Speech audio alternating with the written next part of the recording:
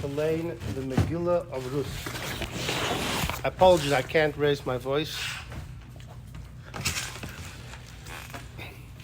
And in most shuls around the world, they learn it publicly on the second day of Yom Tov. In Lubavitch, we don't, but we do say the Megillah the night of Shavuos when we say Tikkun.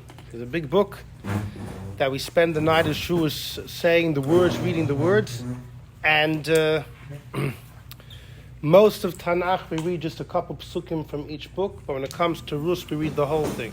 So even in Lubavitch, we read Rus, but not publicly, rather privately, each one to themselves.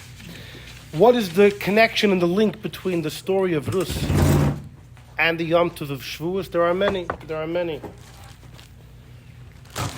Famously, David HaMelech passes away on Shavuos. People always ask, which day of Shavuos did he pass away, the first or the second? And the answer is, he lived in Eretz Yisrael, there's only one day. So, the Tosfos brings a tradition, he was also born on Shavuos. And in the end of Rus is not a very long book, but at the end, it speaks about David HaMelech's lineage, going all the way from the link from Yehuda to David HaMelech. That's how the book of Rus climaxes at the end, and therefore it's befitting to read it on Shavuos because it's David HaMelech's birthday and the day he passed away. There's much more to it. There's a medrash known as Medrash Lekach Tov. Medrash Lekach Tov was written about 1,000 years ago. It's also known as Psikta Zutrasa, the small Psikta. And in it says the following: why do we read Rus on Shavuos? So it's already an old minute going back a long time. Why do we do it? And he says, because the story of Rus is all about the kindness that Rus showed to her mother-in-law, and the Torah is all about kindness. As it says in Mishlei, Toiras Chesed al L'Shoina, right? We say in Eishes Chayil, V'Soiras Chesed al L'Shoina. The woman has the Torah of kindness on her tongue. Torah is called kindness. And the story of Rus is all about kindness. The Alter Rebbe in his Shulchan Aruch says, you know why we read Rus? Because Rus teaches us that in order to embrace Yiddishkeit, it can be challenging, it could be tough, there could be obstacles, but that's the ultimate way to acquire Judaism, like Rus did, was giving up all of the pleasures she had of life, and it was tough and difficult. Torah is acquired through stripping oneself of the enjoyments of this world. And because Shavuos is the day we got the Torah, it's a very important message to contemplate about. And that's why we read Rus. Okay, so there's many reasons why we read Rus on Shavuos. The story of Rus takes place, we don't know exactly when, sometime during the Shoftim.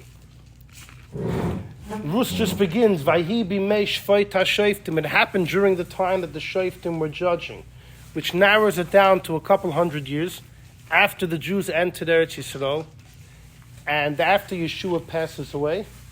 He was succeeded by the Zkanim, the elders, a group of elders, and when they passed on, there began a tkufa period known as the Shoftim, the judges, not kings but judges, and it went for a couple hundred years until Shmuel was the last shofet, and even before he passed away, he anoints Shaul to be a king, and that happens towards the end of Shmuel's life. So there's a couple hundred years of shoftim. You have the famous Shimshon was a shofet, a judge, etc. And during that time period, the story of Rus takes place. And just to know a drop about the story, what's relevant for our discussion, there was a fellow known as Nachshon ben Aminadov, the famous Nachshon who jumps into the sea of reeds, the Yam Suf, when the Jews exit Egypt. Nachshon, the son of Aminadov, had 4 sons and lived a long life. One's name was Elimelech, and he is the person that the story of Rus begins with, a very wealthy man, and he's one of the sons of Nachshon. He has a brother who we don't know his name. He's just known as the father of Naomi, who was Elimelech's wife. So Elimelech marries his niece, his brother's daughter. Who's his brother? His father-in-law, the father of Naomi. Another brother, his name is Toiv, the good guy. And another brother's name was Salmon, or Salma. And he was the father of a fellow named Boaz, who was one of the stars in the Ruth story as well. So there were 4 brothers, Elimelech, Naomi's father, and again Elimelech had married Naomi.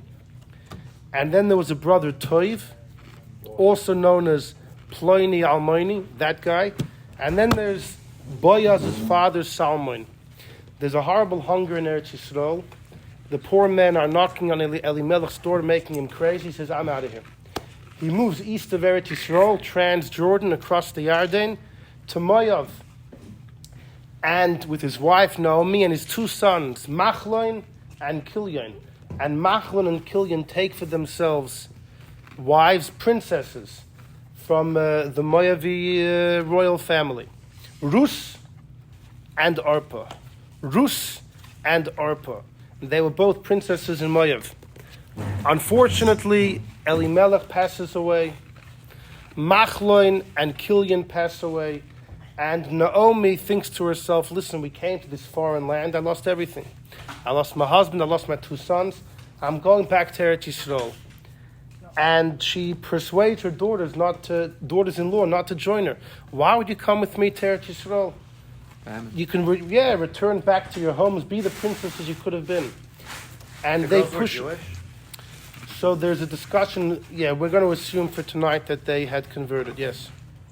That they had converted. Yeah, in front of the court. Okay. The court may be Elimelech, Machlon and Kilyon, the father and the 2 sons, or according to some, a court may be 2 people. So it could be Machlon and Kilyon themselves who made the conversion. So Elimelech was part of the court.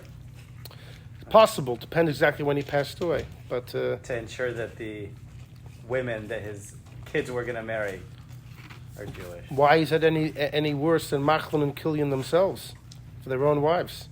If they run the court for themselves? Right, they all get to run their own court. They basically make their own rules. Well, why do you assume that they didn't follow the there's a rule, you can convert somebody. If you're part of a Bezdin and you convert a woman, you can't marry her. Yeah, but they had no oversight. They were great rabbis. Elimelech was the leader of the generation. Why do they need oversight? Who's going to oversee them? They are. Elimelech was the greatest scholar, one of the greatest scholars. And Naomi, the mother-in-law, tries to persuade her daughters-in-law not to join her. And Arpa agrees, and she goes back to Moav. But Rus follows her. And ultimately, Rus comes to Eretz Yisrael, but she's a pauper. She gave up the luxury of Moav, all the beauty, the riches, the fame, and she's living as a pauper in Eretz Yisrael. And she's going into the fields and trying to get the handouts, the gifts to the poor, the matnas aniyim, the gifts to the poor that the farmers are instructed to give in Israel, the corners of the field, the payah, and the different gifts that every farmer had to give to the poor, and that's what Rus lives off. Ultimately, she gets the attention of Boaz. Now, Boaz is the first cousin of her husband. Machlon and Kilyon and Boaz were first cousins, because Machlon and Kilyon's father Elimelech and Boaz's father Salmon were brothers. And Boaz is interested in marrying Rus, but he tells her that there's someone who has precedence before me. I have an uncle who's an uncle to your husband Machlon, and he has the right to marry you before me. And Boaz offers him the right. He refuses. So Boaz marries Rus himself. What? Ploini Almoini. The Toiv. The what Toiv. We're going to learn about it. And this is just to go through the story. Ultimately, Boaz marries Rus. And he's with her one night, then he dies. But she conceived. And she gives birth to a child by the name of Oved, who had a son Yishai, who had a son David HaMelech. Okay, Now that we've done that, we can begin our discussion. Now, our discussion actually doesn't our beginning does not circle around the story of Rus. It goes a couple generations later to the times of David. But you're going to see in Mitzvah Shem how everything joins together. It's fascinating stuff. And we begin. So number one, both of these paragraphs are Gemara and Yevamos. It looks a little long, but every word here is of great necessity to understand. It's a story. It's a story, but with major halachic implications. And the Gemara is going on a certain halacha. There's a halacha. It's a pasuk in Parshas Kiseitse. Hashem says, anyone from the nations of Ammon or Moav, anyone from those nations cannot marry into the congregation of the Lord. What that means is, Lot, Avram's nephew, had relations with both of his daughters, and his two daughters gave birth to boys. The older daughter gave birth to Moav, and the younger daughter gave birth to Ammon, as is recorded in the Chumash and Parshas Vayera. And two nations emerge. The Yidden were in the desert for 40 years. At the end of the 40th year, when they want to enter Eretz Yisrael, they bypass the borders of Ammon and Moav, and the Yidden were nomads. They had been walking in the desert. They were hot, they were thirsty, tired, and hungry, and their cousins didn't even come out to offer some bread and water. The families, the nations of Ammon and Moav did not offer any hospitality. And therefore God says, they don't belong in the Jewish nation. That doesn't mean they can't convert. They can convert, and they will be complete Jews, bar one factor. They can't marry a regular Jewess. They can marry other converts. They can't marry into the regular fold. Not them, not their progeny, for generations, forever. Forever. As the Pasuk says, Lo yavai Ammoni u'Moavi, no one from Ammon or Moav can ever marry a regular Jewish woman. Okay? Wait, I have a question. Is it because of their behavior or the product of inbreeding? It's in Parshas Kiseitz it says because of the behavior. Yeah. So the inbreeding wasn't a problem. Actually, the Gemara in one place says that the inbreeding, the girls really had proper intentions. It was right after the destruction of Stoim and the cities. They thought the world was over, and it was just like Cain married his sister way back when to have children. Anyhow, so we begin, and also the halacha is for a Gentile. The Rambam Paskin, the Gentile can have relations with his daughter. Akum mutter bebita. It's a debate in Gemara Sanhedrin, but that is the halacha. Okay, we go number one. Mino hani mili. Where do we know this? Where do we know what? The Mishnah says this, that no one from Ammon and Moav could marry a regular woman. It's only the men. But the women from Ammon, if they convert, or the women of Moav, no problem. It's only the men. So if a man from Moav would convert, become a Jew, and someone is allowed to marry another convert, the kids still have the Moav gene, and the kids forever, they cannot marry into the fold. But if it's a woman from Moav who converts, not a problem. Not a problem. Fine. So says the Gemara, how do I know this? So Amar Rabbi Yochanan, says Rabbi Yochanan, you got to know the following story. We're in number one in the top paragraph, right? As the Amar Kra, the pasuk says, David HaMelech goes to fight Goliath. Goliath, from the camp of the Plishtim, the Philistines, there was a war between the Jews, led by Shaul HaMelech, against the Plishtim. Goliath was a giant from the Plishtim, and he said, instead of waging a war, let's do one-on-one battle. Let somebody come and fight me. If I win, that's it, the Plishtim take over. If you win, then the Jews take over. Of course, no one from the Jewish camp wanted to take on Goliath head-to-head. Until David HaMelech came, he wasn't even in the war before. He was sent by his father to check up on his brothers, and he's incensed. He wants to fight Goliath. So Shaul gives him his armor. V'chiroi Shaul as David, when Shaul sees David go with the armor and his slingshot, right? Yoitza likras haplishti, to go greet the Plishti. Amar, Shaul turns El Avner to Avner. Sar Hatzava, the general. Avner was Shaul's general. And Shaul tells Avner, Ben mi zehanar Avner. Avner, who is this kid? Who's this kid's father? Vayomer Avner responds, this is a pasuk in Shmuel, Chei nafshecho hamelech im yodati. I swear by your life, I don't know.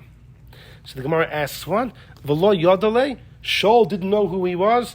Shaul, by that point, knew very well who David was, because before then, Shaul had suffered some severe melancholy, and David would come and play his harp by Shaul. And Shaul had actually appointed David, V'aksiv, it says, V'ayavim, he loved him a lot, V'ayiloi noisek. And David became the armor carrier of Shaul. And that was before this story. So what's going on? Ella says the Gemara rather like this. Avua kamashu. Shaul knows who David is. He wants to know who's David's father. So the Gemara asks, Va'aviv lo yadle, he didn't know. V'aksiv, there's another pasuk. Va'ish b'mei Shaul zoken ba ba'anoshim. This refers to Yishai, David's father. That in the life of Shaul, Yishai was already old. Ba ba'anoshim, he was world famous. Everyone knew about him. And Omar Rav, and some say Rabbi Abba said, this is Yishai, Avi David, the father of David. Shenichnes buchlusa v'yotze buchlusa. Whenever he went in with a big crowd. When he would leave with a big crowd. He was world famous. So Shaul definitely knew who David was and who David's father was. So what was he asking his general Avner? When David goes to fight Goliath, what was Shaul's question? Who is this kid? He knew everything about him. Says the Morahar Chikama, this is what he meant. Shaul meant like this. I know David's family comes from Yehuda, but Yehuda had a few kids. He had a son Peretz, and he had a son Zorach. Which line does David come from? Imi Peretz Asi, if he comes from Peretz, Imi Zerach Asi, does he come from Zerach? Yehuda had two kids. He also had another kid, he had Shelah. But Imi Peretz Asi, if David comes from the line of Peretz, Malkahav is going to be a king. Hold, we're going to see what was it that alarmed Shaul about David's future. Well, the Gemara will point out. But you know why Yehuda's son Peretz was called Peretz? Hamelech Peretz lasers derech. A melech can break Peretz, he can break through the borders, the barriers, a person's fence of your field, in order for the king to make his road. Ein mamchin b'yada, no one can protest. So the line of Peretz represents the power of kings. Im Zerach Asif, David comes from Zerach, Yehuda's other kid. Chashiva ba'alma, he'll just be an important man, but not a king. So Gemara says, "My time Armalei Shaul alei." Why did Shaul say this? What did Shaul see in David that made the alarm bells go off in Shaul? Dichsiv, because Vayal b'Shaul es David Madov, Shaul gave David his armor. Madov refers to clothes, but Madov also means measurements. Uniform, right? But also Midah is measurements. It's specifically when the uniform is like tailor-made. It's a perfect fit. Kimidasa, it fit David. The problem is Shaul was a head taller than David. Uksiv bei b'Shaul mishich mo'emaylik v'makom. He was a head. Shaul, you know, the height of the populace reached the shoulders of Shaul. For Shaul was taller than David. And yet Shaul's armor miraculously fit David like a glove. So Shaul realized that the miracle happened. It must be that this man is destined for greatness. What type of greatness? It depends from which line of Yehuda he comes. If he comes from the son Zerach, well, he won't be a king. He'll be a prominent individual. If he comes from Peretz, he's going to be a king. That means he's going to overthrow my position. So that's why Shaul was nervous. Amalei Doyeg ha'adomi, our good friend Doyeg, who was actually one of the chief advisors of Shaul, and he was the head of the Sanhedrin at the time. He was one of the greatest scholars of the generation. And Doyeg was known as an antagonist against King David. Already at this point? Yeah. He tells Shaul, Ad sha'ato mashil olav. The Arizal says Doyeg was a Gilgul of Dosan. And just like Dosan was constantly harassing Moshe, so too Doyeg's harassing David. And Achitophel was a Gilgul of Aviram. That's what the Arizal says.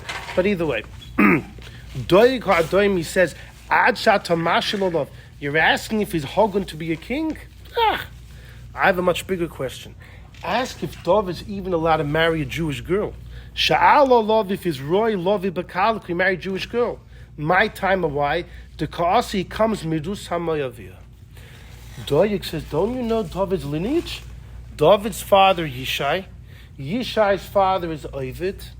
Ovid is two parents, Boaz and Rus. Rus comes from Mayav. She converted fine, but even a convert from Mayav, Doyig held it doesn't matter the males or the females. It doesn't make a difference. And therefore, if a convert from Mayav marries a regular Jewish person, the blemish travels to the child, and from that child to that child. So therefore, David has Mayavi blood. Now he can't marry a Jewish woman. So Amalei Avner tells Doig, what are you talking about? Tanina, everybody knows the teaching. When the Torah says Amoini and Mayavi, it means the males.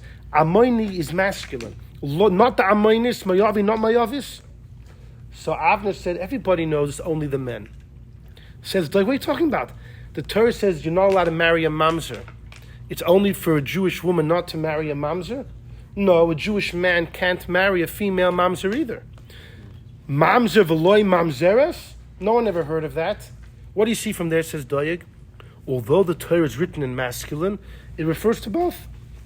Says Avner, bad proof. Mamzer is not the name of a person. It's a description. Mumzor. Mamzer is two words. Mumzor.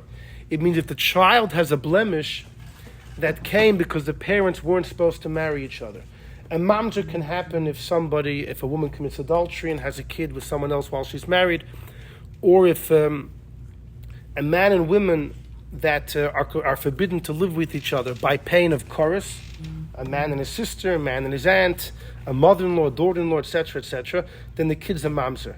It's a mum. The kid has a blemish, which is a result of the strangeness between the parents. That's what mamzer mean. So it's not about masculine or feminine. So Doyik says, all right, Mitzri, if someone converts from the Egyptians, there's a rule, only their grandchildren can marry into the fold. Are you going to say the same thing? Veloy Mitzris? Are you going to say the same thing? Doyik says. Now the funny thing is Rabbi Shimon actually holds Rabbi Shimon Bar Yochai says like this: if Ammon and Moav, the men, are forbidden forever, but the women are allowed right away, so a convert from Egypt who the men are allowed in the third generation, it's more lenient. For sure the women are allowed right away. But the halacha doesn't follow Rab Shimon. So Doyik says, are you going to say only the men of Egyptians and not the women? It includes both. What do you see from there? When the Torah says a masculine word, it doesn't mean to exclude women. It includes men and women. So Avner says, you're right. I have a different reason. Sha'ini hocha here is different. The mefarish time of the crop. The pasuk says why someone from Ammon and Moav who converts can't marry in. Why? It's a pasuk in Parshas Kisei. Al asher lo kidmu eschem balechem b'mayim, because they didn't offer you bread and water. So says Avner, who's the Eibishter upset at? Who didn't offer food? The women. The women stay at home. It's the men. They should have walked out and offered it to their cousins. Right. The women aren't to be blamed. Darker shall ish lekadm, it's the men. Because again, the Jewish people didn't even enter the border of Ammon and Moav. They stood on the outskirts. So you expect the women from Ammon and Moav to leave their tents and travel all the way to the border now. Loi darker shall isha lekadm, it's not the path of the woman. That's Avner's defense. Doeg replies back, not true. The men should go to the men, the women to the women. The women should have gone to the women. Ishtik, Avner was silent. Doeg was winning the argument. Not just that, miyad right away. This goes back to the narrative in Sefer Shmuel. The Melech says, Sha'al ato ben mizeho elam. He says, go ask, who is this lad? Says the Gemara, Hasam Korele, in our first Shaul calls David a lad. Hacha Korele Elam, then he calls him an Elam. Why did he change? It's two ways of saying lad, but why did he change the terminology? Hachi Karmale. Shaul's telling Avner, Halacha nis'alma mimcha. You've forgotten the law. Say we shall go to the base medrash and find out. He went and he asked the greatest sages. Avner asked, what's the deal with the women of Moav? Can they marry into the fold or not? So they said, of course they can. Everyone knows. Just like Avner himself off the bat told Doeg, the Sanhedrin tells Avner as well, Amoini, the men, not the women, Moavi, not the women. So now we're in the next part. So actual Doeg came in and he asked the Sanhedrin all of his questions. Ishtiku. Everyone was silent. The rabbis were about to pronounce that David HaMelech could not marry a Jewish woman. Boy lachruzi, they're about to announce. Miyad, right away, someone comes in. David HaMelech has a brother-in-law by the name of Yeser. David had a sister Avigail. He also had a wife Avigail. His sister Avigail married a guy by the name of Yeser. And says the Gemara, we're in the thin section of number 1, the second line. Amasa ben Ish ushma Yisra ha-Yisraeli. There was a guy called Amasa. Amasa is David's nephew. Amasa was the son of David's sister Avigail and her husband Yisra or Yeser. In one pasuk it calls him Yisra ha-Yisraeli, the Jew. Asher boel Avigail, he lived with Avigail, Bas Nachash, the daughter of Nachash. Nachash refers to Yishai. Why? Because Yishai never sinned and he shouldn't have died, except for the fact that the snake That's right. He was one brought of the... death upon humanity. Didn't he go up, one of the 7? No, he passed away. He passed away. Uksiv, David had a kid, Kilov, who's also one. No, he died. He died, but he never sinned. But it says elsewhere, Yeser the Yishmaeli. So, my Rav, what's going on? Was David's brother-in-law a Jew, or was he an Arab, a Yishmaeli that converted? Says Rav, no, he was Jewish. Malamed shechager charbe ki Yishmael. Yeser girded himself with a sword like an Arab. He ran into that base medrash where the rabbis were about to paskin like Doeg, and they're about to say that David can't marry to the fold because he comes from Rus, and the issue of Moav is equal to men and women.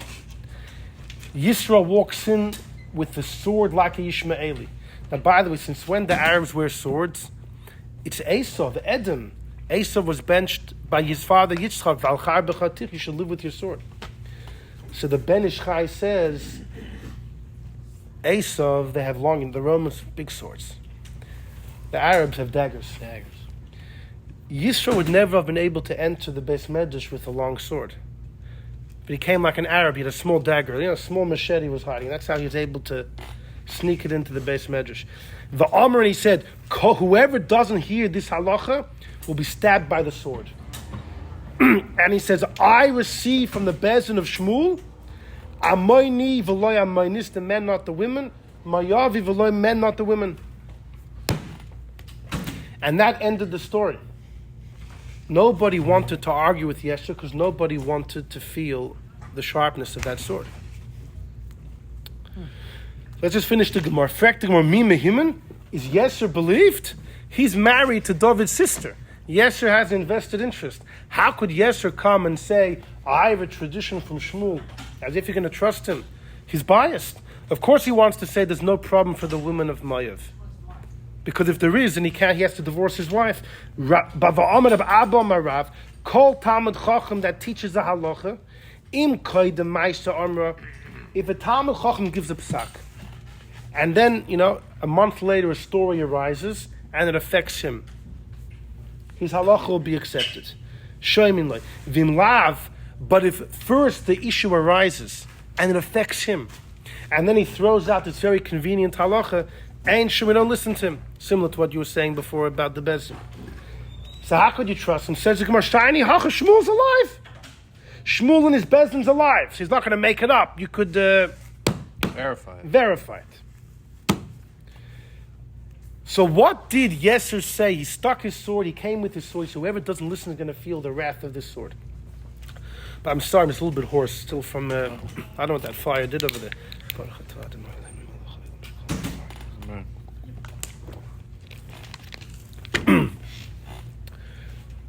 What did Yeser bring to the table? Yeser said the same thing that Avner said to Doeg in the beginning of the discussion. The same thing that the court told Avner when he walked in. Everyone said, it's well known, Amoini and not Amoinis. Mayavi, masculine, not the woman.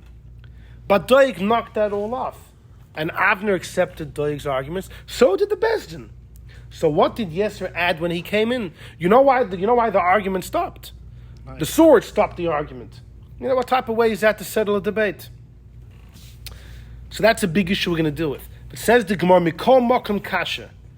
What about Doyeg Shaila? Hashem has an issue with Ammon and Moav that they didn't bring food and water. The men should have come to the men, the women to the women. So they both should be prohibited. Why would it be the men? In other words, now we're saying fine. The case was settled, the matter is laid to rest. For some reason it's only the men, not the women. But the question is why? If God's persistence to avoid those nations is because of their lack of compassion, both the men and women are guilty. Says the Gemara, Hacha Tirgemu, in Bavel they said like this, Kol Kvuda Bas Melech Pnima. The glory and beauty of a woman is to be indoors, not to show herself on the street. 100%. So therefore they weren't expected to go out. Now you're all going to ask, what? If you know Chumash, you know the story, the daughters of Moav, upon the advice of Bilam, caused about 200,000 Jewish men to be killed. They enticed them into promiscuity. The same girls of Moav. Apparently, they had no problem with the princess, as we say. They had no problem to entice the men into illicit relations. It must have been pretty good for to get 200,000 guys. 24,000 died in the plague, and about 170,000 were killed by Jewish courts. This was in the end, in the 40th year, right when they're about to go into Israel. Exactly. By the Jewish courts? Yeah. For sleeping with the Chumash only clearly speaks about 24,000 in the plague, but the Gemara points out that the Chumash didn't want to speak openly about the horrible the courts, the catastrophe of 170,000. That's by the Egel. The three different types of deaths by the Egel. By the Egel, there were three deaths. And also, there were the ones that had there were different levels of how they got killed depending on what they did or didn't do. Fine. Okay. So what's the Gemara saying over here? As if the Moabite women can say, you can't expect us to go and give the food to the Jewish women. We're stay-at-home moms. They brought 200,000 Jews. Their blood was on their head. So the Marshal learns pshat like this. The Jewish women stayed in their tents. The Jewish women didn't go to the border and ask for bread and water. Therefore, the Moabite women weren't expected to give anything because the Jewish women weren't there asking. That's the pshat of the Gemara. They were upset for the women going after the men. That's why. What's the time frame between the Torah and this story? This story, after the Jews come into Israel, it's about 400 years later. This story, about 400 years. Fine, we continue. Says the Gemara, B'ma'arav in Israel, they said, and some say Rabbi Yitzchak, Amar Kro vayomru elav aye sora ishtecha. When the Malachim asked Avram in Parshas Vayera, where's your wife Sarah? What did Avram say? She's in the tent. What do you see from there? Women belong in the tent. By the way, the Chidushei Harim famously says, when the Malachim came in the beginning of Vayera, 3 Malachim came. One of them came to tell Sarah the news she's going to have a child. One Malach came to destroy Stoim, Gavriel. One Malach came to heal Avram, Raphael. And then someone had to go save Lot, a 4th mission. Which Malach had that mission? It's a debate between the Gemara and the Medrash Rabbah, which Malach. But it's interesting how right away the Malachim, they ask Avram, where's Sarah? And Avram says she's in the tent. It's almost like they wanted Avram to give that answer. You know why? So the Chidushei Harim says, why was Lot saved from Stoim? Lot had many... Lot did not have a great record. He had some mitzvahs, but Lot wasn't such a righteous man. You know why he was saved? Because David HaMelech comes from him. Because Moav is Lot's grandson. It was because David's going to come from him. The problem is, who said David's able to be a king? Maybe David won't even be able to marry a Jewish woman like Doeg. What's the reason that David could be kosher? Because the issue of Moav is the men and not the women. What's that based on? Based on the fact that women are expected to be at home. So the Malachim, when they came to visit Avram, they asked, where's Sarah? In order that Avram should say she's in the tent. That establishes the rule, women are not expected to go out, which means that in the future, the women of Moav, there's no claim against them. And therefore, David's kosher to be a king. Now Lot has reason to be saved. It was just in order to set that whole thing into motion. Can Now, you use that argument where it says that Abraham says that Sarah is his sister twice? yeah. In the future, where you have this kind of relationship where he marries a sister, or marries the uncle or something. Who marries a sister in the future? Well, He's saying because Avram set a precedent saying that his wife is meant to be in the tent. Yeah. Why did he not set the precedent that you can marry your sister? He was lying. Well, he did say that it's his sister. He's saying, why But didn't Sarah that is a create the sister. halacha? He did that Because to God save said you himself. can't marry your sister.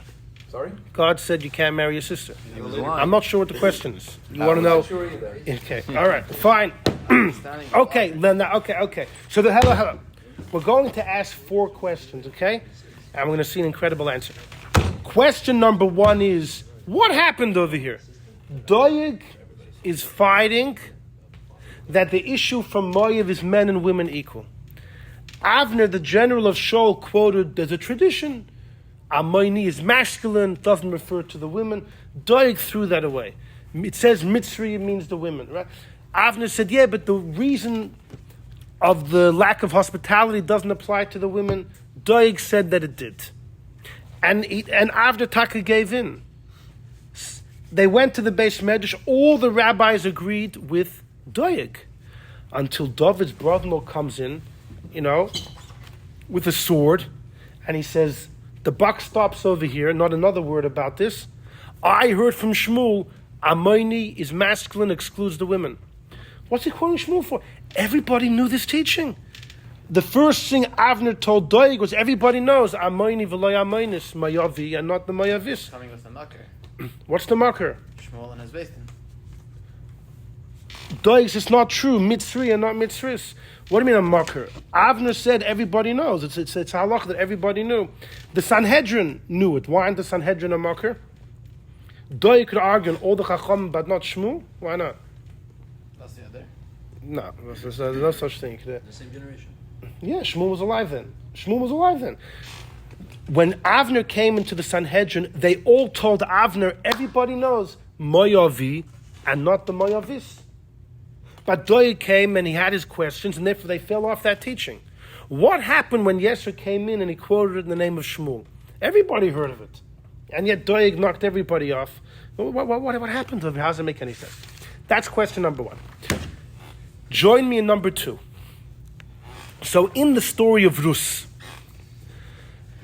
again, Boaz gets the attention of this beautiful woman, Rus, who was so tzniistic, and he finds out that she's his first cousin. She had been married to Machlon, who was a first cousin of Boaz.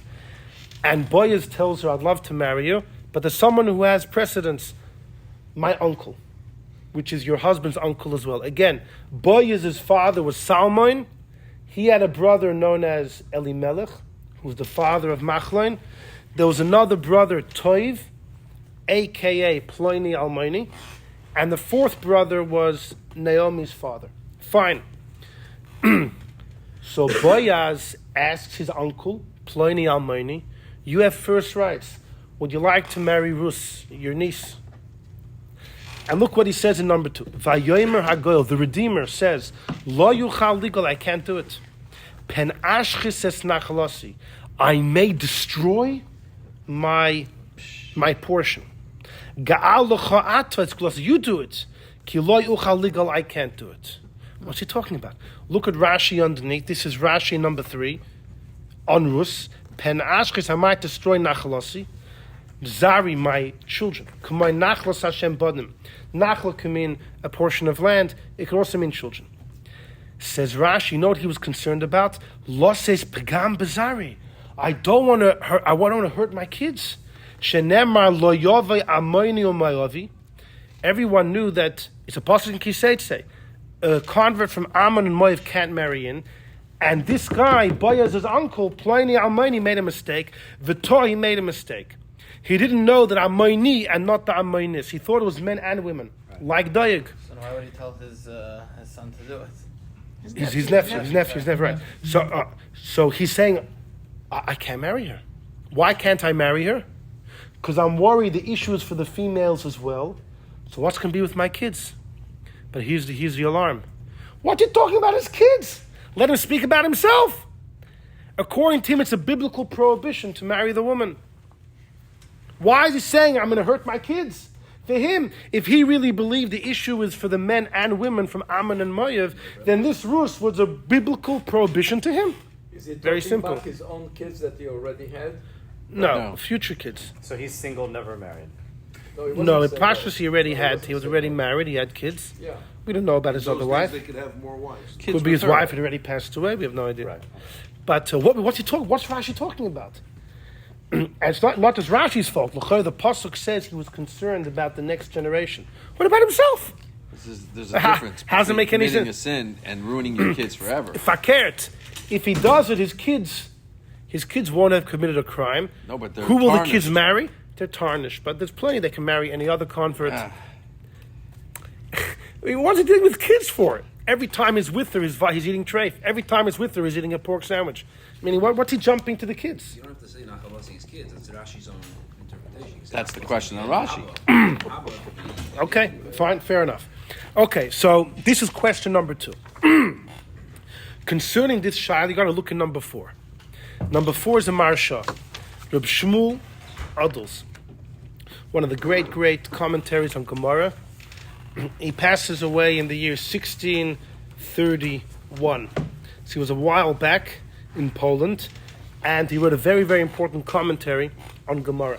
The Baal Shem Tov once said, if we would know the holiness of the Marsha, we would travel to his gravesite and lick the sand from his caver. Where is it? In So Poland? we're going in the summer in Mr. Shem, we're going to go It's in straight to... Poland? Yeah, it's in Poland. Anyhow. Hashem Tov said it. So look at number 4. V'yoysim izeh says in Sefer Rus, we're in number 4, the top line. The Goyel, the potential redeemer, Heishav, he tells his nephew Boaz, I can marry Rus, I'm going to destroy my seed. Well, Pirish Rashi Sham, Lo says, I don't want to be pagan to stain my children, because it says, Lo yave amoinim yavi, and he made a mistake, it's even the women. So the Maharsha says, I don't get it. First of all, Heyach Mola Liba Ladaber came b'fnei Boaz. Boaz was the shofet in those times. Boaz tells him, marry Rus. What was Boaz saying? Okay. I know the pasuk in Kised say. Boaz is saying, like Shmuel said, like Avner said, it's the men and not the women. And what does Boaz's uncle say? I think you're wrong. How could he argue against the shofet b'yamav? V'hu itira b'fanav. And Boaz said he's allowed to do it. Boaz was the head of the Sanhedrin. Hedging his bet. Because that's why it's not a sin for him every day. Right, but B'yoyim The head of the kinda Sanhedrin's telling him, okay, but what if the head of the Sanhedrin's wrong? His kids later are going to be tarnished. We're going to So Forever. first, so the Mashal wants to know, how did he have the chutzpah? You know, it's like if the greatest rabbi of the generation says, eat this, it's kosher. And you say, no, it's not kosher. How could you say such a thing? You have to know your place. How could he say this? Look at the end of the 4th line. Gam kosher, he also asks our question. Shoyechosh al pagam zar, he was worried about his kids. V'lo maloi hoyechosh al iso lav gufe, why wasn't he worried about the transgression itself? V'chol bia v'bia suraloi, every time he'll be intimate with her, it's like eating a pork sandwich. V'alken, so the Maharsha says like this, Hanira, and he says a whopping thing, which is very difficult to understand. We have a conclusion in Yevamis. Aseh di Yevama doicha loisase. If Reuven has a brother Shimon, Reuven's married to Leah. Reuven passes away without kids. His wife has a mitzvah known as the Levirate marriage, Yibum, to marry the surviving brother. What if this brother and the woman are forbidden to live with each other? There's a loisase between the two. So he said, "V'chayve lavin misyabin min haTorah." Biblically, they get married, and they're intimate one time, because the mitzvah of the levirate marriage will push away the negative transgression of them living with each other. Okay, Yibum is doiche the loisase. Ela danan gazrinon, but the rabbis don't allow it because bia rishayna atu bia shnia. Because the second time you're intimate, there's already no positive command. You can only be intimate once. So the rabbis don't allow the first time, lest you come to a second time. Fine. The kvar kaima sebir fine. The efsheri says it could be in the time of Boaz. That decree didn't yet exist, and it could be in those days. Boaz, was before David HaMelech, etc. At that time, it could be they would still do the first bia, the first intimacy, because the mitzvah of the levirate marriage would be doicha the loisasa. Then what? They would get divorced. Yeah. Just to do, and hopefully she'll conceive and have a child, and the deceased's legacy will continue.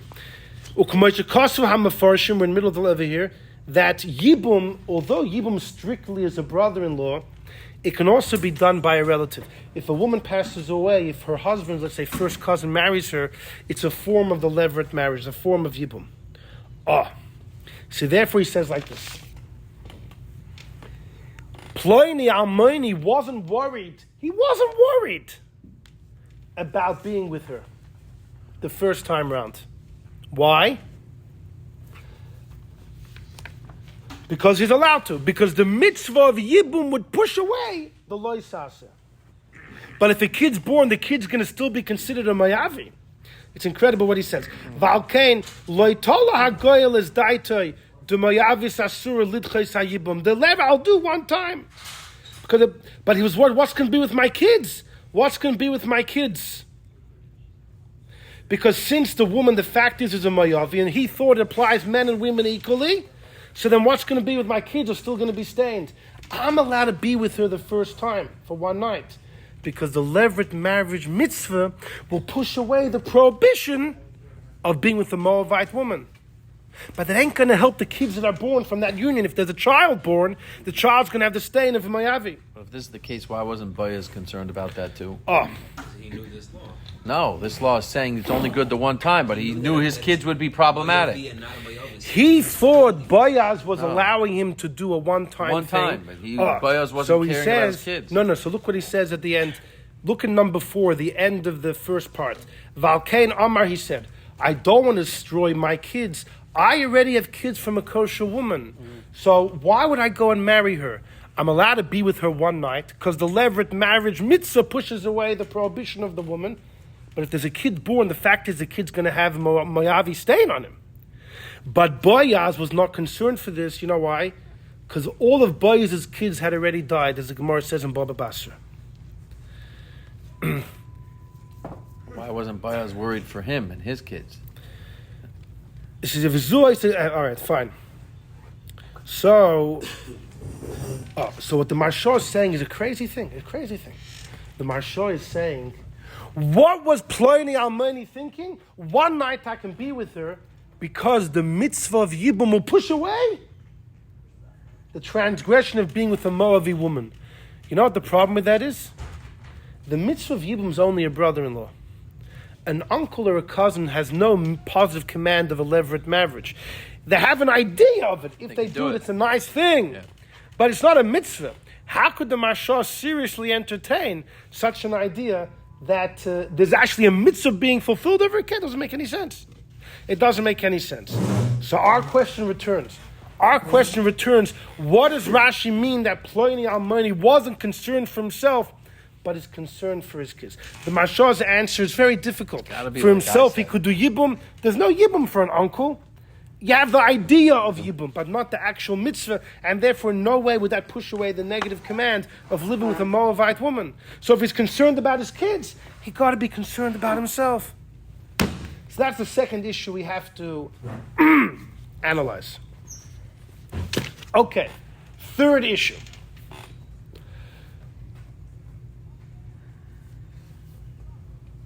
When David's brother-in-law came into the Beis Medrash with a sword, he said, whoever doesn't accept this is going to die. And he said, I heard from Shmuel, it's the men, not the women. The Gemara had a shaila. Why do we trust him? he gains from this halacha. He's married to David's sister. He has an invested interest. What was the answer? It's verifiable. Shmuel's alive. We can go ask Shmuel. But here's the problem. When Boaz did this in the story of Rus, right? When Boaz married Rus, the Gemara says in Ksuvas, he gathered 10 people and he announced the halacha. It's only the men from Moav, not the women. And then he went and married Rus. Why don't we ask on Boaz, how could he say the halacha? He has invested interest. Just like the Gemara attacks David's brother-in-law, Yeser. And the only answer for Yeser was, it's verifiable. Why don't we attack Boaz in the story of Rus? Boaz is the first one to marry. No, he gives the psak as he's preparing to marry her. So this is the shail of the Chassam Sofer. Why don't we attack Boaz? How did Boaz get away with publicizing the halacha? The women from Moav are okay. He's the first one historically we know that's about to marry a woman from Moav. He has invested interest. There we had no problem. So concerning this shaila, Reuven Margolis was an antagonist of Gershom Sholem. So he's well known because of that. He was a Kabbalistic historian in the previous generation. Reuven Margolis was a librarian. He lived in Tel Aviv. He was an incredible genius in Torah. He knew every single sefer in the library back to front. He wrote many, many sfarim, many, many works. His knowledge was mamash second to none. The Rebbe actually has a letter to him that he's mastered all the parts of Torah. What about Chassidus Chabad? Because he learned Kabbalah and everything. But anyhow, Reuven Margolis has a long article about this whole discussion, and he deals with this shaila of the Chassam Sofer, and he says he thinks he has a simple answer. Look at number 5. Number 5 is a pasuk in Rus. Boaz Ola El Ashar. It's 5 psukim before the pasuk in number 2. Boaz went to the gate. The gate is where the Bezdin was stationed. Vayeshev Sham. Boaz was sitting there. V'hinei behold Hagoyel over. His uncle, the Redeemer, is passing by. Asher Dibra Boaz, that Boaz had told Rus about. Vayomer, Boaz tells him, Veter, uncle, Surah Shva Poi, come here, Pliny Almoni. Vayoser Vayeshev, and he came. And the psukim continue that Boaz asked him, Nu, would you like to marry Rus, etc. Reuven Margolis point, look over here. Boaz ran to the gate, Vayeshev Sham, and behold, the Goyel was passing by.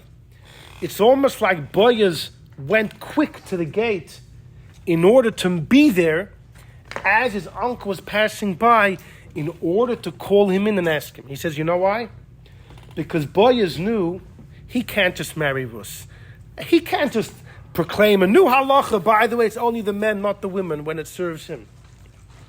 So he ran to the court and he calls his uncle in and he proclaims the halacha then for his uncle's sake. It's for his uncle's sake. And he offers it to his uncle. His uncle refuses, like we saw in the pasuk in number 2. Then Boaz says, all right, if you don't want, I guess I'll go ahead. Says Reuven Margolis, that's the word. That's why the pasuk in number 5 is so exact. Boaz made sure to be there, and boom, his uncle was passing by. It was a setup. He was taking a risk. It was a setup. What was uncle He had wanted? no other choice. He couldn't... Anyhow, that's what Reuven Margolis. Fine, that's a simple answer. We're going to offer... The Chassam Sofer himself gives an answer. He says it could be... Boaz said 2 dinim. Both the nation of Ammon, it's only the men, not the women, and the nation of Moav. He said 2 halachas. He has no vested interest in the din about Ammon. So once we believe him about that, we believe him about both. But the Chassam Sofer says, he scratches his head, then what was the Gemara's attack on David's brother-in-law Yeser? When Yeser came in with the knife, he also said both halachas. And yet the Gemara challenged him. Why do we trust him? He's a vested interest. And we only answered because his report from Shmuel is verifiable. We don't answer that since we believe him on half, we believe him on the other. So that answer is questionable. So we're going to offer another approach. That's the 3rd issue. I'll cap up again on what they are when we finish the 4th. Turn the page, number 6. This is the 4th issue. Hope my voice will hold out to the end. It's going Maybe well. you'll be lucky and it'll.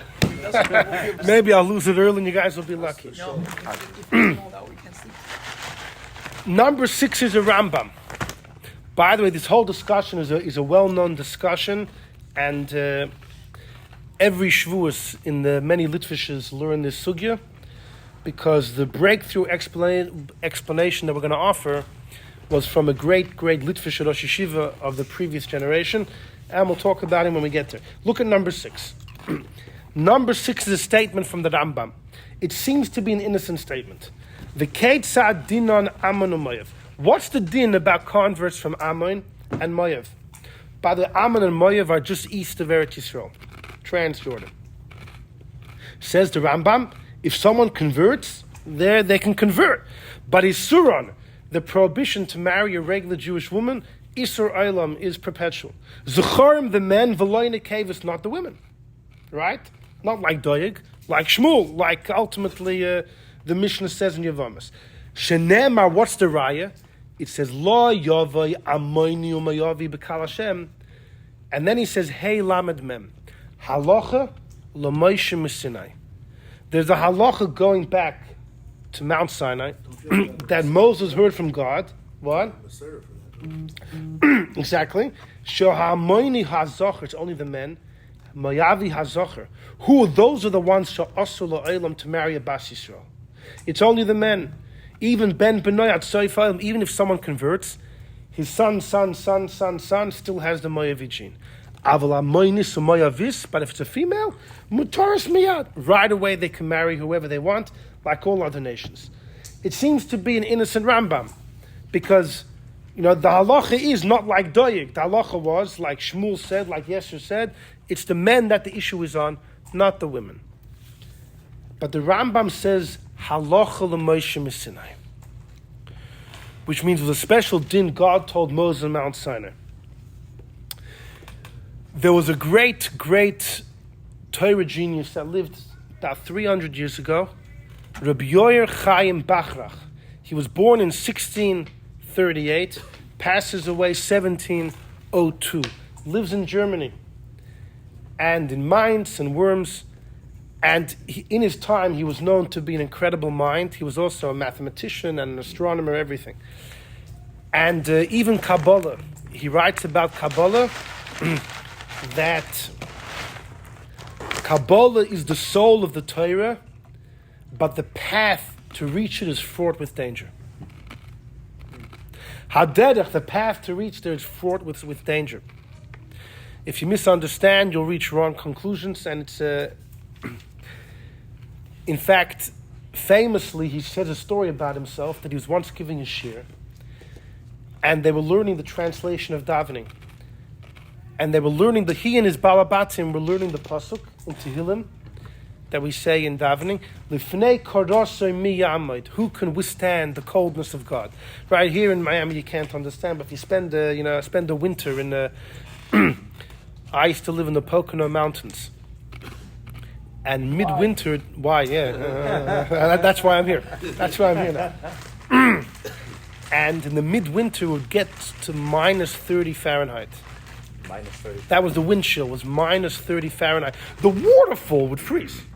A waterfall, the entire waterfall would freeze. One night, I slept next to the oven. I had the oven on full blast, and I was sleeping. I was almost in the oven. Anyhow, so he's learning this with his balabatim. And one of them asked, Rabbi, once we're learning the Siddur, I have a question. I got this new Siddur. This is in the late 1600s. And in it says something called L'Shem Yichud Kudshu Brichu Shchinte, to unite God and His Shechina. What, there's two gods? God has two parts to Him? What does this mean? So Rabbi Yoyer Chaim, he's known as the Chavas Yor, that's the name of his sefer. He told him, don't worry about it. He said, Rabbi, please tell me. So he says, no, that's not for regular people to say. That's for Kabbalists. He says, Rabbi, I'm not going to say it. Just tell me what it means. He says, I don't know, you got to ask a real Kabbalist. He says, Rabbi, just translate the words. And he writes, I had to admit to him that I honestly don't know what it means. And I told him that I doubt if any Kabbalist today really knows what it means either. So he was skeptical, not because he had an issue with Kabbalah. He felt that true Kabbalah can only be studied by a true master. And if you don't have the true master, it can be fraught with danger. He actually had a grandmother whose name was Chava, who was known as an incredible scholar. And she helped him, she took care of him, grow up as a kid. So he called his sefer Chavis Yoyer. Chava was his baba, and his name was Yoyer. Chavis Yoyer, it's like a Yiddish, like Chavis, I'm Chavis Yoyer. I'm the Yoyer that belongs to Chava. Anyhow, he wrote a sefer, right, exactly. He wrote a sefer, but the Chavis Yoyer, his sefer Chavis Yoyer is not very big, but highly important. He has lots of halachic opinions which are used till this day. One of them is about, he gave a loophole of women saying Kaddish, a daughter saying Kaddish in shul for her father. He did say that abortion, he holds, is not murder. It's just wasting seed. It's like Zera Levatol. It's the ultimate of wasting seed. Wasting seed is the issue that it's a waste of potential life, and the greatest potential life is when there's already a fetus. But he's a lot more liberal than those that believe it's somewhat murder. He also no, it's just. What year was this? He passed away in 1702. A while back. 38. Anyhow, he was big stuff. He has one letter 192, and it's a famous letter because in it he took upon himself to go through the entire Shas and many commentaries and find all the halachas which are in the category of halacha l'Moshe Sinai, things that God told Moses orally on Mount Sinai. And in his discussion, he quotes this Rambam that we saw in number 6. And he says, I'm looking at this Rambam. He says, I don't get it. The Rambam said this halacha l'Moshe Sinai. God told Moses the men, not the women. Where did Rambam get it from? He says, look in number 1, the Gemara in Yevamis. It just said that Shmuel said it's the men, not the women. That doesn't mean God whispered that to Moses on Mount Sinai. What's the Rambam talking about? And he says more than that. According to the Rambam, it comes out that besides for Shmuel, no one knew about this. Right? Doeg didn't know. Avner didn't know. Nobody knew. Shmuel, the one guy in the generation, and then the Rambam, right? Besides, the Rambam knows about it, but in the times of David, nobody knew. Not Shaul, not Avner, not Doeg, not the whole Sanhedrin. One guy, Shmuel, knew. So he says it could be everybody knew. So what was Doeg arguing about? Doeg wasn't being rational. He hated David so much, he made a campaign even though it wasn't rational. He says maybe that's what it is, but he doesn't want to really say that. What? Why would the other rabbanim go for it? Hey, don't right, ask it that doesn't. No, they also Right, no. It's a married to Malchus type of thing that if they say something. could be they wanted to get right. It's a so we have to answer that as well. I mean, how does the Rambam know this? So the 4 questions are number 1. No, it wasn't Meir B'Malchus yet. He wasn't a threat to Shaul yet. From a practical The 4 perspective. questions. The 4 questions are like this. So why is it Meir B'Malchus against Doeg? Doeg is Shaul's messenger. He'll rat on you to the king, and then the king comes.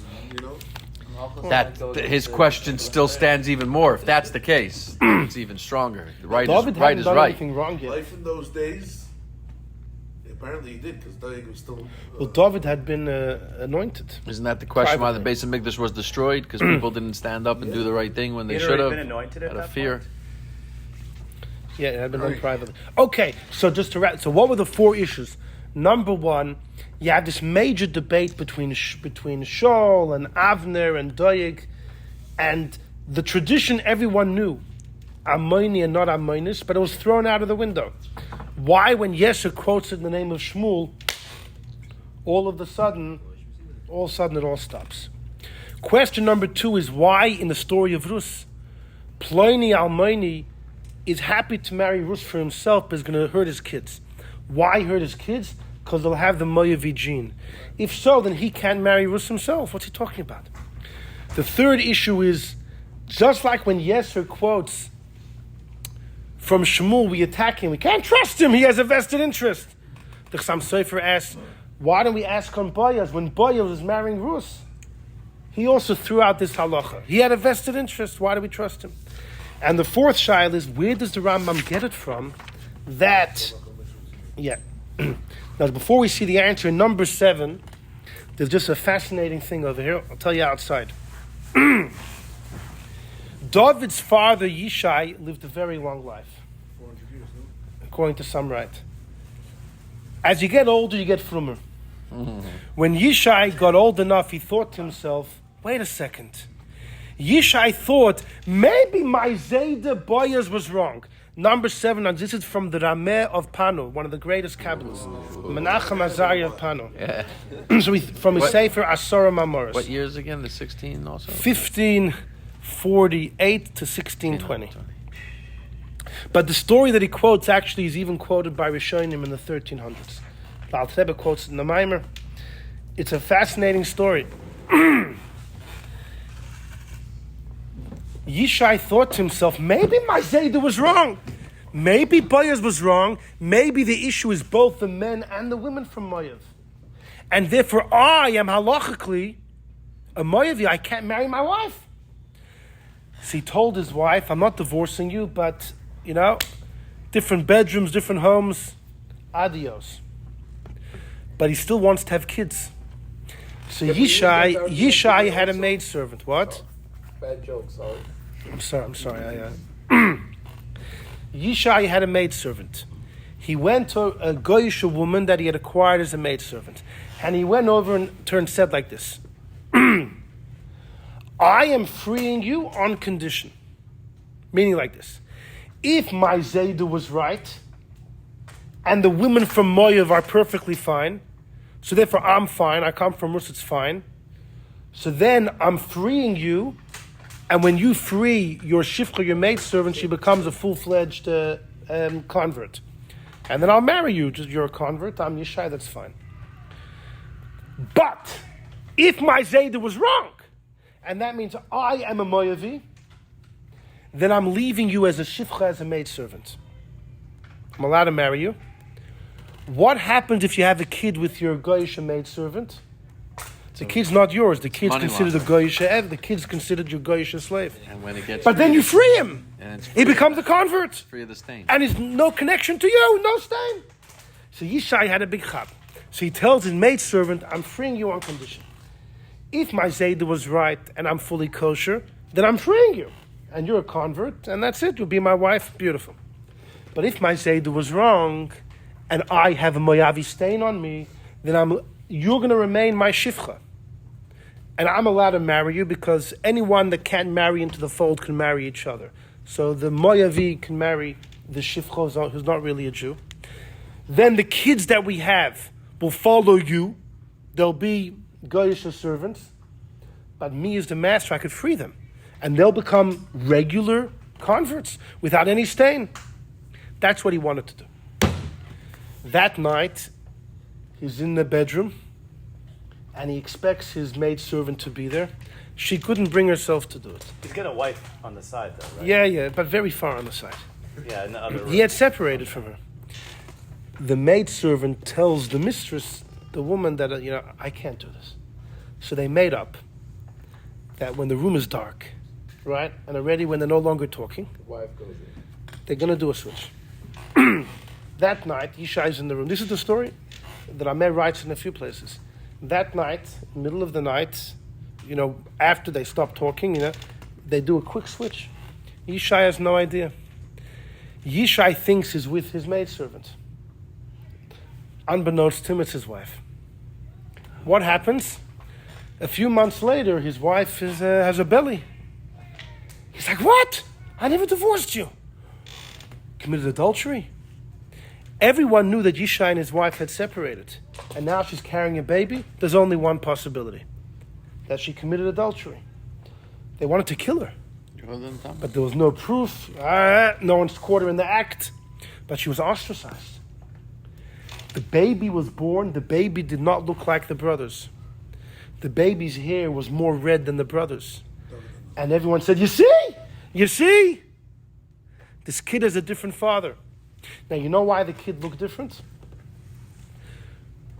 because Torah is full of the idea that what the parents think at the time of the union has an effect not just on the personality of the kid, but on the actual looks of the kid. Like the story of Yaakov with the sheep in Parshas Vayetze. Stripes. Yeah, it can have an effect.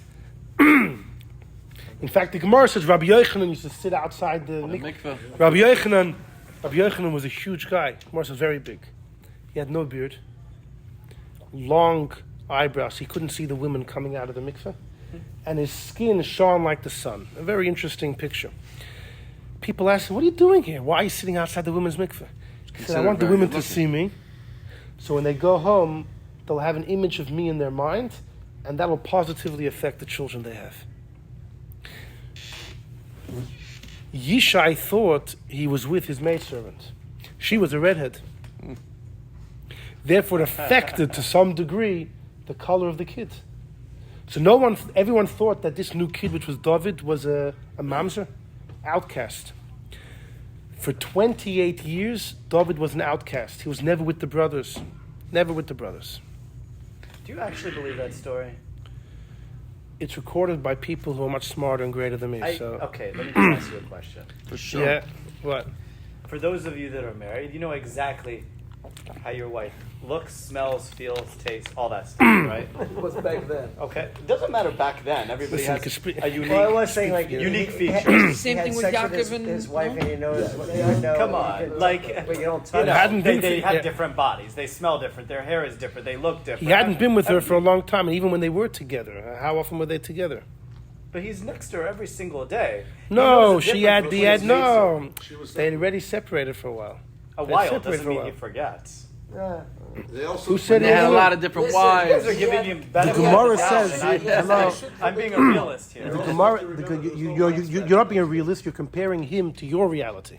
Right. That's not Our a realist. reality today. You have is to know what different his from- reality was. The Gemara says that Rebbe Eliezer, when he was with his wife, was 1, 2, 3. 1, 2, 3. They all did As 1, if 2, 3 back in then. out. That's all it was. Yeah, 1 wife, 2 wives, 3 wives. Good call. I still want to know who were those women that could get 200,000 guys. That's what I want to There know. wasn't one woman. It was I 200,000 know women. that wasn't He's one looking woman. for the They were Midianite very women. busy.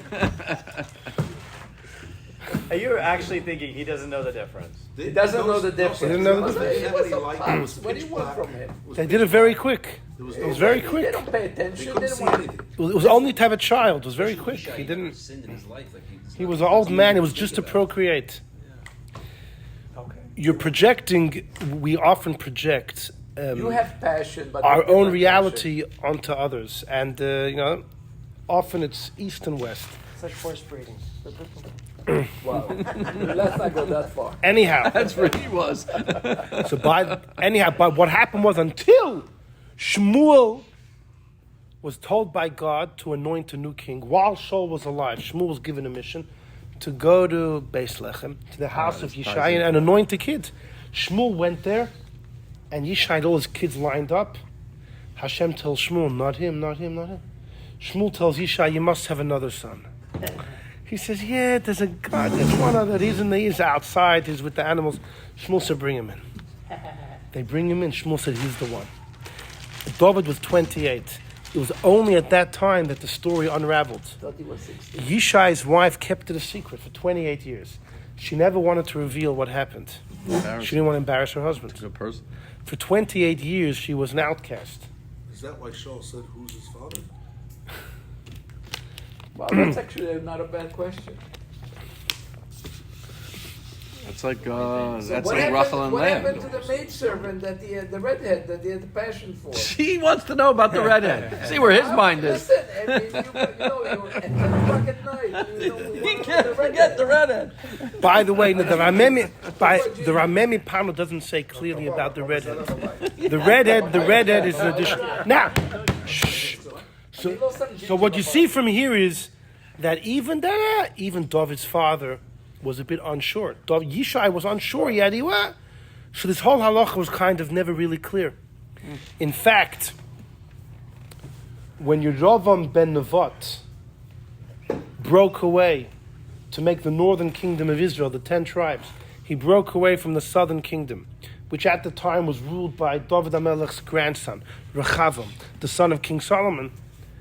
Yerovim says, look at the house of David. And the commentaries say, you know what Yerovim was pointing at? Their whole house is suspect because look at their ancestry. They come from Moav and there's a serious issue. So that just goes to show how far this issue went. But the answer to all of our questions is quite straightforward. It's the following. Number 9. Number 9 is the Rambam in the laws of Mamrim. Towards the end of all the Rambam's halachas. What's Mamrim? Rebellers. And he speaks here about the authority of the rabbis. He starts in number 9. He says there are 3 parts of the oral law. Right? There's the written law, Chumash, Nevi'im, Ksuvim, Tanakh. Then there's 3 parts of the oral law. Echad dvarim shalom da'osim epi hashmur. There's one thing which is tradition. In other words, when Moses stood on Mount Sinai, God gave him the explanations and details and descriptions of many of the mitzvahs. Right?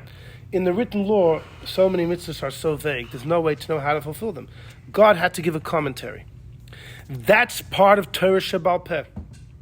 The oral law passed down from Holy Moses to student to student to student. Then Echad des Dvarim Shalom Mipidaitam. Every generation, the chief rabbis, when we used to have a Sanhedrin, a Supreme Court, they could explain the psukim based on what they thought was the true explanation. Ba'achas min amidas shater nidreshes bohen. There's a way to make exegesis and to compare one pasuk to the other to try and uncover what the true meaning of the verse is. So it's the rabbis using their logic to explain what the pasuk really means. So it's biblical, but it's part of the oral law. The third thing is when the Chachamim make rules, they make a fence, a safeguard, what the time needs. If they make a custom, they make a decree, they make a takana. These are 3 types of the oral law, and every Jew is biblically commanded to follow the chief court in all these 3 accounts. Look at the second paragraph of number 9. Divrei Kabbalah, the first part, which is the traditions going back to Moses, Ein behen machlokes, there's never a debate. V'chol davar, if you ever find a machlokes, you could be sure that this is not something we have a tradition going back to Moses. Whatever they're the tradition of is across the board.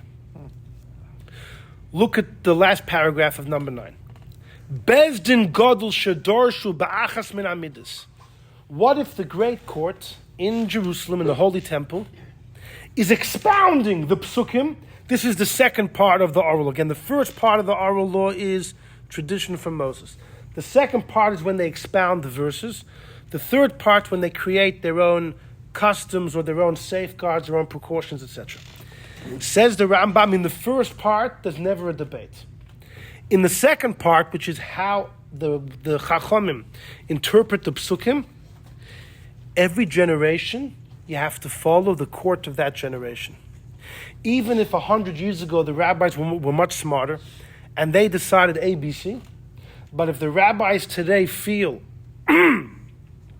that the meaning of the pasuk is XYZ, they have the right to debate, even though they're not of the same stature.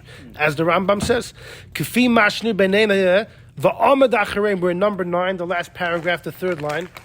If another Bezdin gets up and says they have reason to argue, they can argue and paskin based on how they see.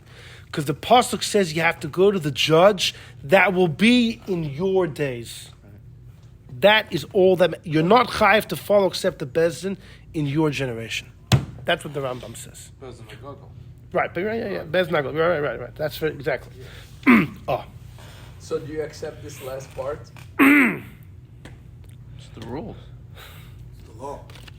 No, I'm saying So why do we keep choosing? because before Rambam we said know when it is. So the Gemara says it's a custom to keep the old customs in the family, but it's a custom that the rabbis obligated people to keep. Everybody does it, so it's a So it's not Right? halacha. No, well, it would be the third. It would be in the 3rd category. You said Now the the- fences part. Sorry. You said it's like putting up the fences. Correct. Now there Well, happens we to know be better. there happens to be Technology I'll tell you. will There's a debate between the Rambam and the Ramban. The Rambam holds even the 3rd level of the oral law. When the Chacham come up with their own ideas, The Rambam holds it's backed up by a biblical prohibition of not straying from what the rabbis tell you. The Ramban disagrees. The Ramban says, if you don't light Hanukkah licht, you don't violate a biblical command. But the Rambam holds you do. It's a big debate, but let's leave it for... All right, I have about 60 seconds before my voice completely crashes. So there was a great, you'll see how it all ties together beautifully. There was a great Litvischer rabbi who lived the end of his life in Eretz Yisrael. His name was Reb Velvel of Brisk. Reb Velvel Brisker. Yitzchak Zev. So Velvel is the Yiddish of Zev. He was also known as Itcher. He was the son of the famous Reb Chaim Soloveitchik, Reb Chaim Brisker. And Reb Velvel of Brisk is known as the Brisker Rav. He was a Rav in Brisk. And then during the Holocaust, he was actually in Warsaw. And the Frierdiker Rebbe made sure he should get a good esrog. And then he went to Eretz Yisrael. And then when the Rebbe said his first mimer, Bossi Lagani, the Brisker of saw it and he said, the Lubavitcher Rebbe thinks he's going to be Mashiach. He passed away a couple of years later. This is Yosef's brother. What? This is JB's brother? JB's uncle. JB had a father, Moshe, who was a brother of the grandson of the brother, right. So, Reb Velvel of Brisk says the following. With the Rambam we saw in number 9, everything becomes very simple.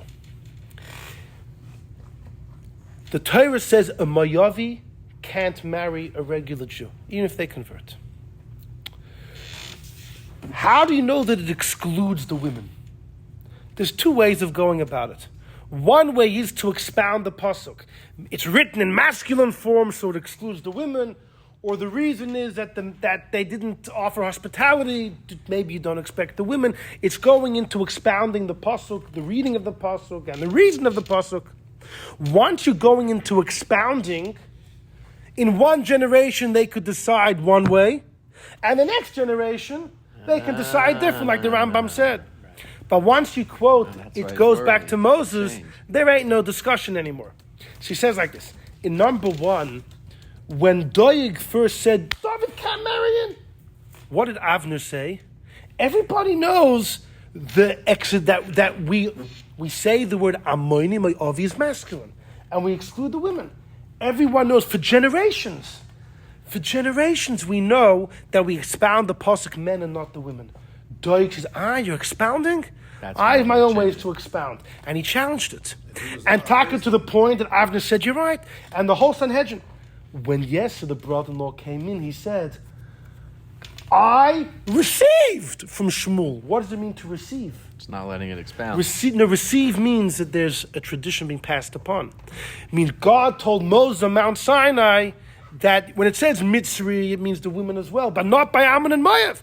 God told it to Moses, so the buck stops there. It's not subject to change. That explains number 1. He says, brilliant. That answers number 2.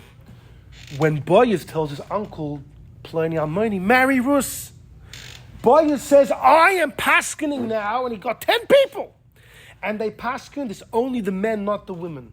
Why? Either they said because the masculine, it sounds like it's only masculine, or they said the reason of not offering hospitality doesn't apply to the women. They expounded the pasuk. So you know what Boaz's uncle said. Boaz, I trust you. For myself, I'm not worried. It's the kids. I trust you, you're the man. But in the future, I'm worried about my kids. What if later on a guy called Doeg, for example, is going to come and turn the tables? Right. What if next generation will disagree with you? My kids won't be protected. I'm not worried about myself because I can rely on you. Question number 3. When Yesser quotes from Shmuel, the Gemara attacks, you have a vested interest, how can we trust you? But when Boaz did it generations before, we didn't attack him. Why not? So he said, Reuven Margolis said, because when Boaz gave the psak, it was before he had a bias. It was while he was still offering to his uncle. But the Chassam Sofer already gives an answer. He says, think about it. When can't you trust someone? If someone says, I have a tradition going back to Moses. None of you heard it, but I have it. What are we supposed to do? How could we... Trust. You have to trust. So if the rabbi says it before he has a vested interest, you trust him. Why not? But if it's after this pertains to him, you can't trust him. There's no way to verify. That's why when Yesser quoted, I have a tradition from Shmuel going back to Moses, and none of you heard of it, but we have it. The Gemara is like, well, how could you trust him? And the answer is because Shmuel's around the corner. He wouldn't lie about that because it's verifiable. But the Chassam Sofer says, Boaz wasn't quoting something back to Moses. Boaz got his Chachamim and they expounded the Psukim. What are you going to say? Boaz, you have a vested interest. You know what Boaz would say? So argue with me. Prove that my exposition is, we're having a rational argument over here. I'm not quoting to some tradition no one's heard of. I'm reading the Psukim and I will argue with you logically why I think it excludes women. You want to argue. The Chassam Sofer says if you're giving a psak which is logical, then there's no problem if you have a vested interest. It's only if you quote something which is a tradition, then we're like, punkt, you have a tradition when it suits you. And as far as the fourth question, the Chavos Yair says, how does the Rambam know that Allah Moshe Sinai? It's very simple. You know how the Rambam knows? Because if it's not, the Rambam says the whole Gemara, number one, doesn't make any sense. If when Yesher quoted from Shmuel, it was just the same tradition that everybody knew, that we read the word Mayavi as masculine and not feminine, then the Rambam's like, how did that stop the situation? Why didn't Doeg knock that off like he knocked it off when Avner said it? It must be that how did Yesher end the discussion? Because Shmuel was quoting a tradition from Moshe. That's how the Rambam knows it. And that's the answer to all four questions. Also, Zahir said because later. Yeah, that was the second. Yeah, we answered that. So if he had, Oh, boy. if he had directly from Shmuel Avi, and that was enough, why did he need to come with the sword? That's the thing. But that's the thing. The sword. Doeg, because Doeg was stirring the pot. He still needed them. When Avner first came in, the whole Sanhedrin said, it's the men and not the women. 10 minutes later, they're all going with Doeg, that's it. The whole family of David is out. What age did David, was David by Shaul? By Goliath's story, he was a kid, right? No. The whole Shaul was only king for 2.5 years. So what age was David? 28, 27, This 28, is right around 29. the time when he was So it's secretly, very what's it possible called? that's why he said, "Who's his father?" I mean, that's when his mother came out and said, "Oh no, it was really Yishai's father." Yeah, maybe. So you're saying it's okay for the women to marry